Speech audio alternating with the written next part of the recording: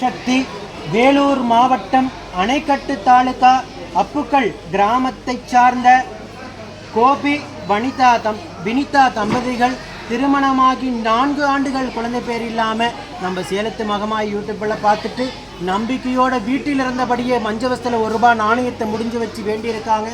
வேண்டி வைத்த அதே மாதம் தானம்மா வேண்டி வச்ச அதே மாதமே அம்மா அவங்க நம்பிக்கையை வீணடைக்காமல் கருவை தக்க வச்சு அதிசயத்தை நிகழ்த்தியிருக்காங்க. தற்சமயம் வைகாசி பௌர்ணமி நன்னாளான இன்று நம்ம ஆலயத்தில் வளைகாப்பு வைபவம் நடத்திக்கிட்டாங்க. இது எத்தனை மாதமா 7வது மாதம் கருத்தங்கி இருக்குன்னு சொல்லி வளைகாப்பு நடத்திக்கிட்டாங்க. இவங்களோட குழந்தை உடல் ஆரோக்கியத்தோடு வளர்ந்து இந்த சேலத்து மகமாயி சுக பிரசவத்தை ஈடெடுத்து கொடுக்குன்னு நான் வேண்டிக்கிறேன். இந்த வீடியோ பார்க்கின்ற பக்த கோடி பெருமக்களாகி நீங்களும் வேண்டிக்க.